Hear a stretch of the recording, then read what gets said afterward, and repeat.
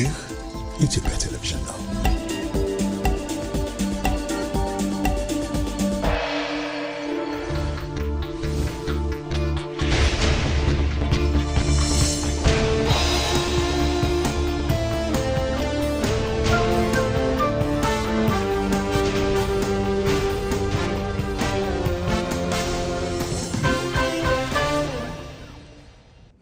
እንዴት አምሽታችኋል የተወዳጁ ተመልካቾቻችን ከምሽቱ 1 ሰዓት ሆኗል። ኢትዮጵያ ቴሌቪዥን እየተከታተላችሁ ትገኛላችሁ። ቲቪ ዜና 57 በምዕራፍ 2 ተመልሷል። ሮዛ መኮንን ዜናዎቹን እየመራችሁ ቆያለሁ። አቤት ጉዳዮችን እናስቀድም። የኢፌዴሪ አየር ኃይል ሪፎርም በዓለም አቀፍ መመዘኛ መሰረት ከፍተኛ ደረጃ ላይ መቀመጡን የጦር ኃይሎች ጠቅላይ ኤታማዦር ሹም ፊልድ ማርሻል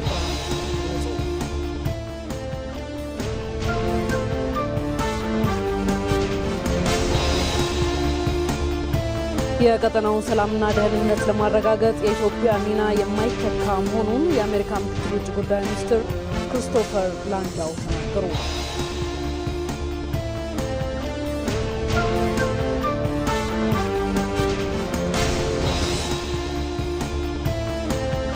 ባንኮች ለተመረጡ የገቢ ዕቃዎች የጉምሩክ ዋጋን እንዳመላካች ዋጋ እንዲጠቀሙ የኢትዮጵያ ብሔራዊ ባንክ ያወጣው መመሪያ የውጭ ምንዛሬ ብክነትን እንደሚቀንስ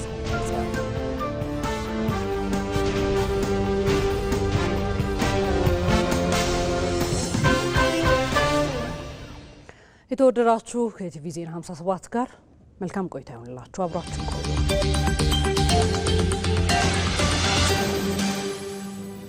ኢትዮ መልህቅ ግሎባላይዜሽን ዓለምን አንድ መንደር ያደርጋታል የሚለው ሀቲት አደጋ ውስጥ ወድቋል። መልክዓ ምድር ጂኦግራፊ የዓለምን ፖለቲካ እየወሰነው ነው። ዓለም ካርታ መር የኃይል ፉክክር ውስጥ ገብታለች። የጂኦግራፊ እስረኛ አልሆንም ያለች ኢትዮጵያ እየፈረሰ ባለው የዓለም ስርዓት ውስጥ ዘመኑን የሚስማማ ስትራቴጂ ነድፋለች።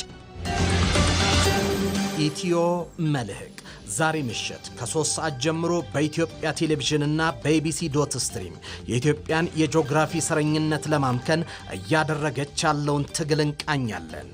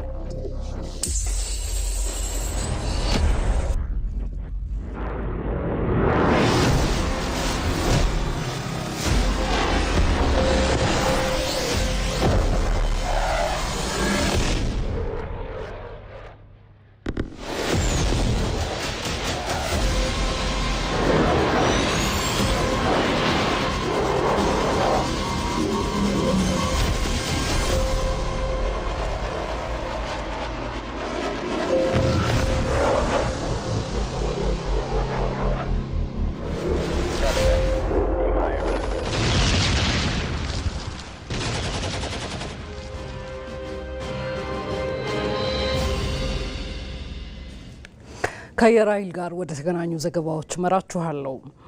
የኢፌዴሪ አየር ኃይል ሪፎርም በዓለም አቀፍ መመዘኛ መሰረት ከፍተኛ ደረጃ ላይ መቀመጡን የጦር ኃይሎች ጠቅላይ ኤታማዦር ሹም ፊልድ ማርሻል ብርሃኑ ጁላ ገለጹ።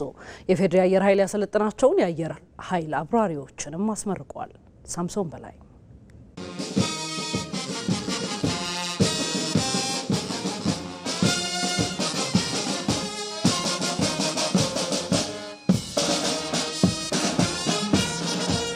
የኢፌዴሪ አየር ኃይል ያሰለጠናቸውን የአየር ኃይል አብራሪዎች እጩ መኮንኖችና ቴክኒሽያኖችን አስመርቋል።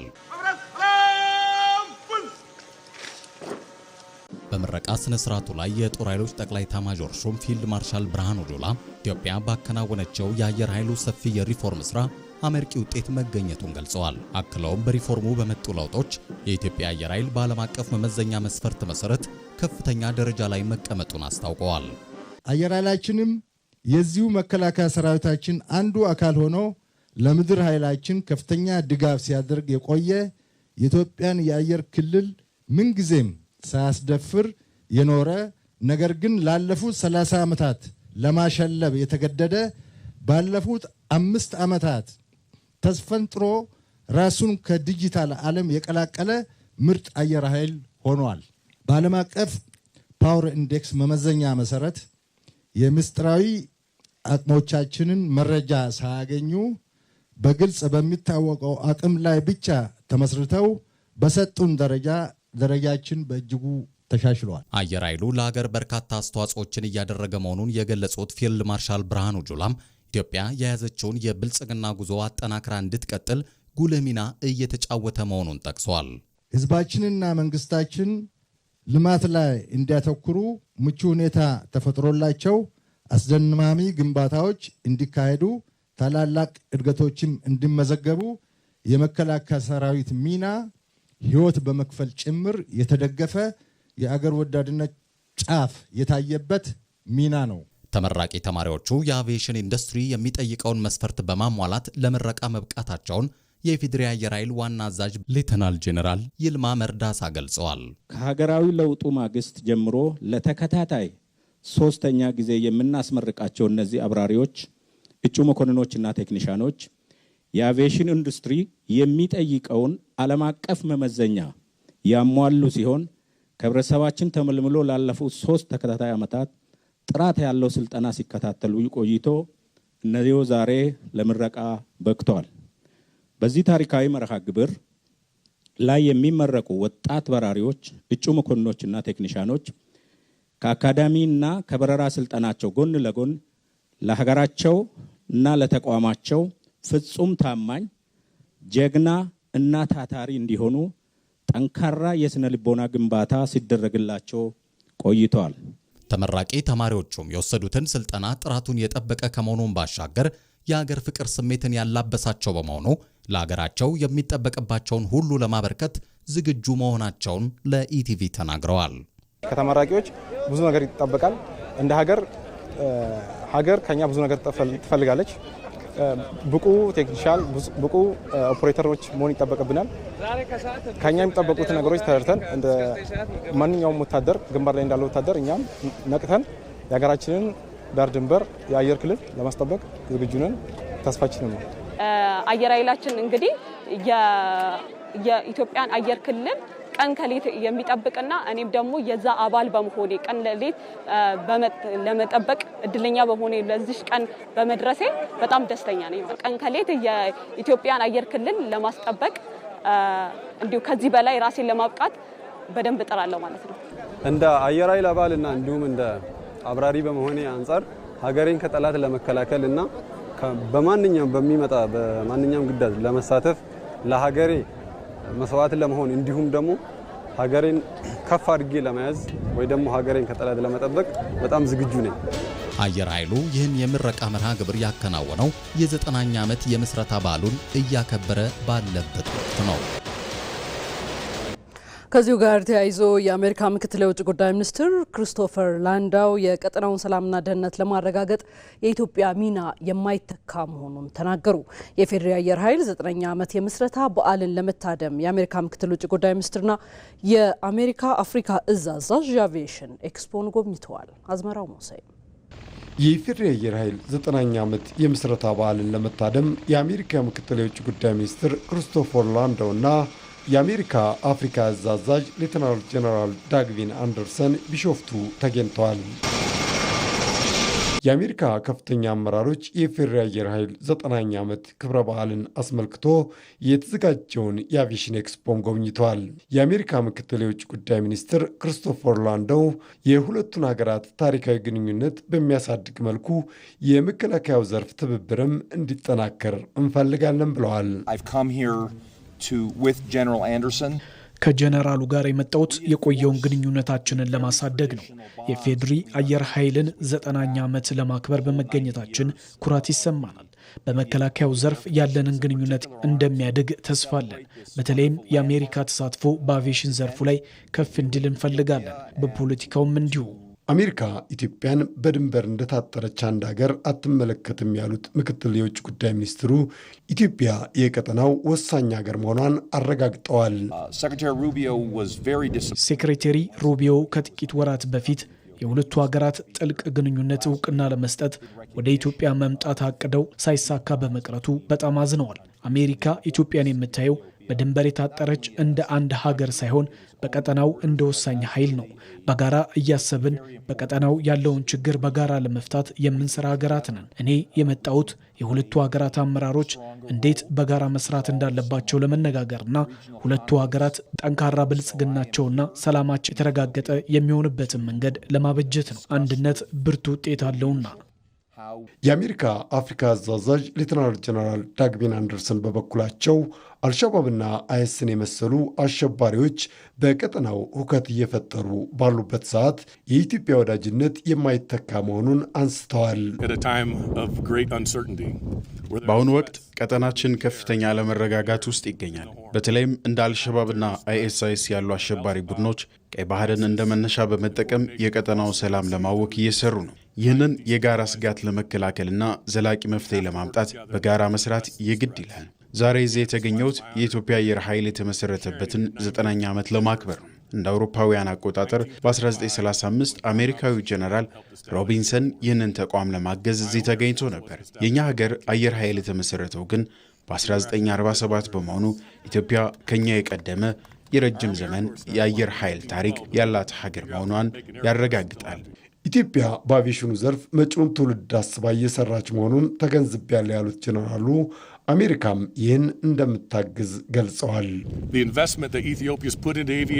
ኢትዮጵያ መጪውን ጊዜ ታሳቢ ያደረገ የራሷን የቴክኖሎጂ አቅም እየገነባች ትገኛለች። በአቪዬሽን ዘርፉም እየተከናወነ ያለው ኢንቨስትመንት አውሮፕላን መግዛትና ማብረር ላይ ብቻ የተገደበ አይደለም። ይልቁንም የጥገና አቅምን ማሳደግ፣ የቴክኖሎጂ ሽግግርን ማፋጠንና የትምህርት ጥራትን ማረጋገጥ ላይ ያተኮረ ነው። ይህ ጥረት ለቀጣዩ ትውልድ አዲስ ተስፋን የሚሰጥ ነው። እኛም በዚህ ታሪካዊ ሂደት ውስጥ የራሳችንን አዎንታዊ ሚና ለመወጣት ዝግጁ ሆነን እዚህ ተገኝተናል።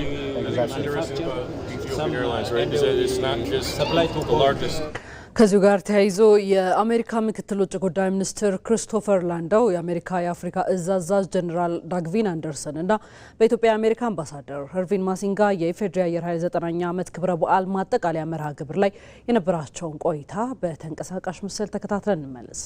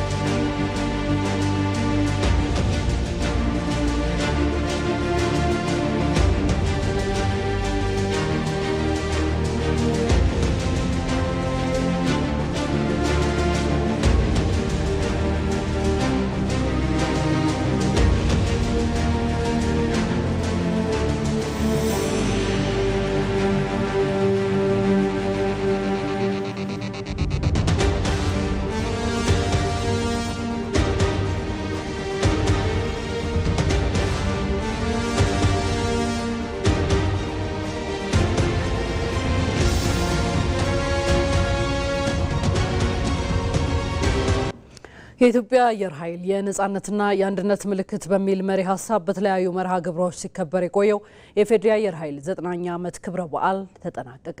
ክብረ በዓሉ የጦር ኃይሎች ጠቅላይ ኤታማዦር ሹም ፊልድ ማርሻል ብርሃኑ ጁላ፣ የአየር ኃይል ዋና አዛዥ ሌተናል ጀነራል ይልማ መርዳሳን ጨምሮ የመከላከያ ሰራዊቱ ከፍተኛ አመራሮች እንዲሁም በርካታ ታዳሚዎች በተገኙበት የጥቁር አንበሳ የአየር ላይ ትርኢት በማሳየት ተጠናቋል። በስነ ስርዓቱ ላይ የአየር ኃይሉን 9ኛ ዓመት አስመልክቶ የተዘጋጀ የማስታወሻ ቴምብር የተመረቀ ሲሆን አየር ኃይሉ ከየት ተነስቶ የት ደረሰ የሚለውንም የሚያመላክት ነው። የተወደዳችሁ ከዚሁ ጋር ተያይዞ የኢፌዴሪ አየር ኃይል 9ኛ ዓመት ክብረ በዓል የመዝጊያ ስነ ስርዓትን ተከታዩ ተንቀሳቃሽ ምስል ተከታትለን እንመለስ።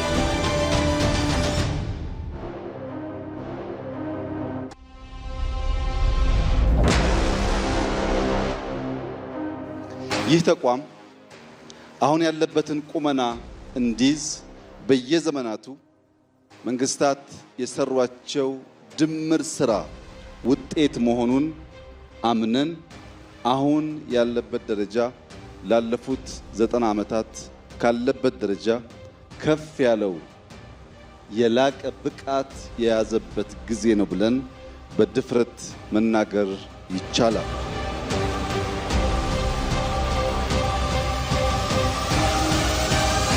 ባለፉት 5 ዓመታት የ85 ዓመቱን ስራችንን የሚተካከል የቴክኖሎጂ የሰው ኃይል አየር በምድር ብቻ ሳይሆን ከአየር ጥቃት ኢትዮጵያን ለመከላከል የሚያስችል በርከት ያሉ ቴክኖሎጂዎች ለመታጠቅና ብቃታችንን ከፍ ለማድረግ ሰርተናል።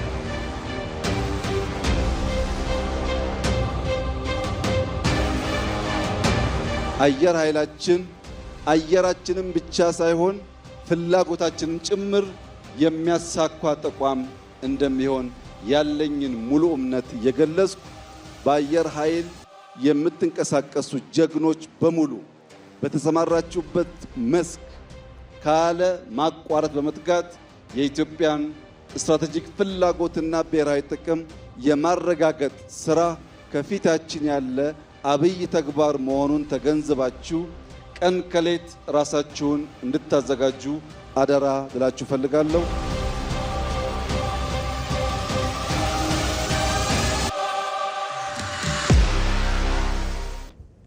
ቀጥለናል። ባንኮች ለተመረጡ የገቢ ዕቃዎች የጉምሩክ ዋጋን እንዳመላካች ዋጋ እንዲጠቀሙ የኢትዮጵያ ብሔራዊ ባንክ ያወጣው መመሪያ የውጭ ምንዛሬ ብክነትን እንደሚቀንስ ተገለጸ።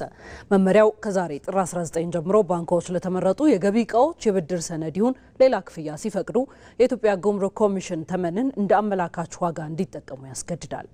ባዬ ሙላት የኢትዮጵያ ብሔራዊ ባንክ ጥር 17 ቀን 2018 ዓ.ም ባወጣው መመሪያ ከዛሬ ጥር 19 ጀምሮ ባንኮች ለተመረጡ የገቢ ዕቃዎች የብድር ሰነድ ይሁን ሌላ ክፍያ መንገድ ሲፈቅዱ የኢትዮጵያ ጉምሩክ ኮሚሽን ተመንን እንዳመላካች ዋጋ እንዲጠቀሙ አሳስቧል። አስመጪዎች ለባንኮች ለብድር ሰነድ የሚያቀርቧቸው ዋጋዎች ከኢትዮጵያ ጉምሩክ ኮሚሽን የማጣቀሻ ዋጋዎች ጋር ሲነጻጸሩ ከፍተኛ ልዩነት እንዳላቸው ብሔራዊ ባንኩ በክትትል በማረጋገጡ ልዩነቱን ለማጥበብ መመሪያውን ማውጣቱን አስታውቋል። በብድር ሰነድና በጉምሩክ የዋጋ ተመን መካከል በተለያየ ምክንያት የዋጋ ልዩነት እንደሚፈጠር የፋይናንስ ባለሙያው ሚሊዮን ክብረት ይገልጻሉ።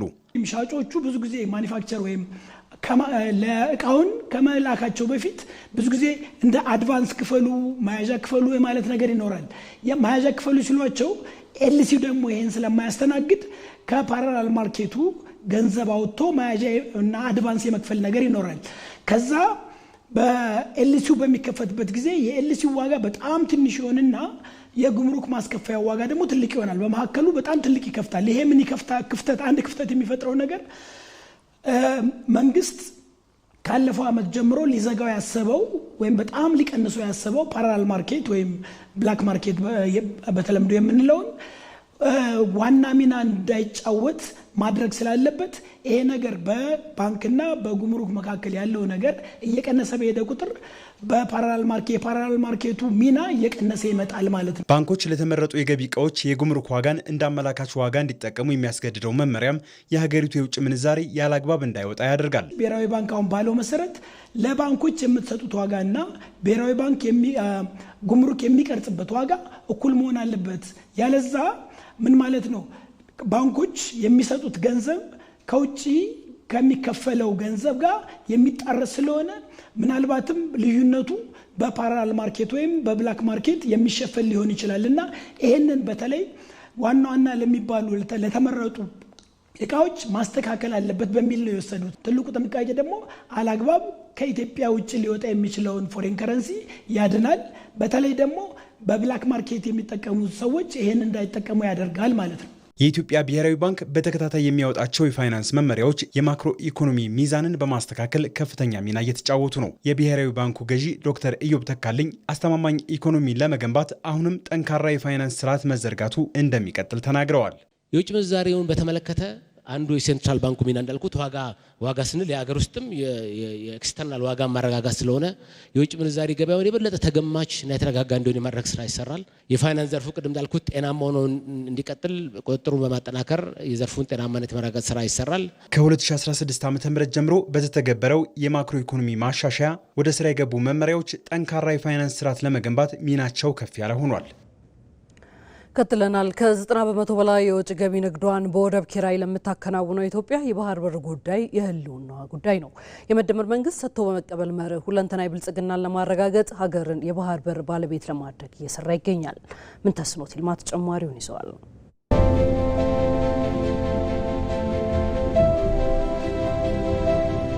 የቀይ ባህር ቀዳሚ ባለቤት የነበረችውና የተደራጀ የባህር ኃይል የነበራት ሀገራችን ኢትዮጵያ ከህግ ውጭ በሆነ መንገድ ከባህር በር ርቃ መቆየቷ ለሚያስቆጫቸው ሀገር ወዳድ ኢትዮጵያውያን ዛሬ አዲስ የታሪክ ምዕራፍ ተከፍቷል። ኢትዮጵያ ላለፉት 50 ዓመታት 2 የባህር በሮች ነበሯት።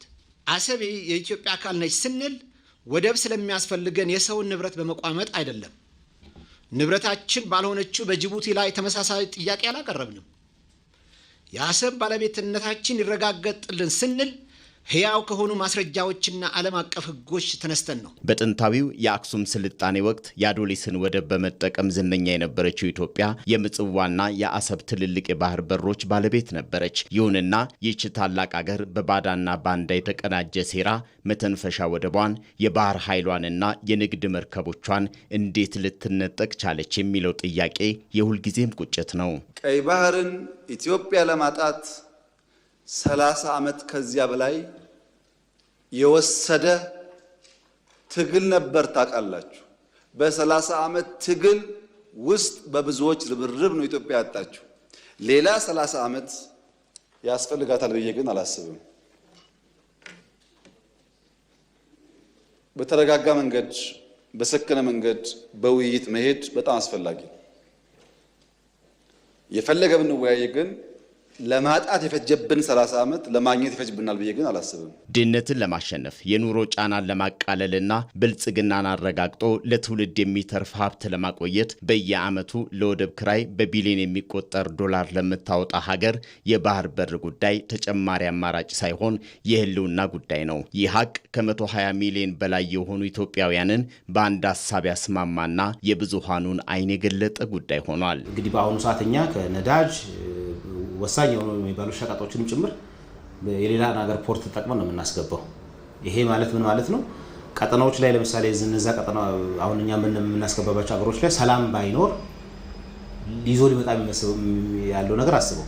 ስለዚህ ይሄ ስትራቴጂካሊ የኢትዮጵያን ህልውና አደጋ ውስጥ ይጥላል። የኢትዮጵያ ታሪካዊ ጠላቶች እንደሚሉት የባህር በር ዛሬ ጀምረን ነገ የምንረሳው ፋሽን አይደለም። ይልቁንም ለልጆቻችን የምናወርሳት የበለጸገችና የማትደፈር ሉዓላዊነት ያላት ሀገርን የመገንባት መሰረት ነው። ትላንት በአድዋ ዛሬ ደግሞ በታላቁ የህዳሴ ግድብ ያኖርነውን አሻራ ለመድገም ታሪክ በፊት ለፊታችን ያኖረው ትልቅ እድልም ጭምር ሆኖ ከህልውና ጉዳያችን ጋር ተፋጠናል። የኢትዮጵያ የባህር በር ጥያቄ ህጋዊ መሰረት ያለውና ለቀጠናው እድገት አስፈላጊ መሆኑን ለዓለም የማስረዳትና ለእውነታነቱ መስራት ታሪካዊ ኃላፊነቱ በዚህ ትውልድ ላይ ወድቋል። ይህን እውን ለማድረግ የተባበረ ክንድ፣ የተደመረ ጉልበትና የኢትዮጵያውያንን ንቁ ተሳትፎ የሚጠይቅ የዘመኑ አርበኝነት ነው። ብሔራዊ ጥቅም ሁሉንም ዜጋ ሪጋርድለስ ኦፍ ዜር ዲፍረንስ አንድ ላይ የሚያሰልፍ ነገር ማለት ነው። ሌላውን ነገር እርግፍ አድርገ የምትረባረብበት ነገር እንደማለት ነውና ለምሳሌ ባህር በር ሲባል የፖለቲካ ፓርቲ ልዩነት አይጠይቅም። የሃይማኖት ልዩነት፣ የብሔር ልዩነት፣ የጾታ ልዩነት በፍጹም አይገድቡም። የሁላችንም ነገር ነው። የባህር በር ለድርድር የማይቀርብ የብሔራዊ ጥቅም ጉዳይ ነው ስትል ኢትዮጵያ በሰላማዊ መንገድ በንግግር በዲፕሎማሲና ሰጥቶ መቀበል መርህ ማሳካት እንደሚቻልም የመደመር መንግስት በጽኑ ያምናል። ሌሎች ሀገራትም በተመሳሳይ መንገድ ተጉዘው አሳክተዋልና በአጠቃላይ የኢትዮጵያ የባህር በር ጥያቄ ኢኮኖሚያዊ፣ ህጋዊና ቀጠናዊ ደህንነትን መሰረት ያደረገ በመሆኑ ለነገዋ ታላቅ ሀገር ዛሬ የሚጣል ጽኑ መሰረት ነው።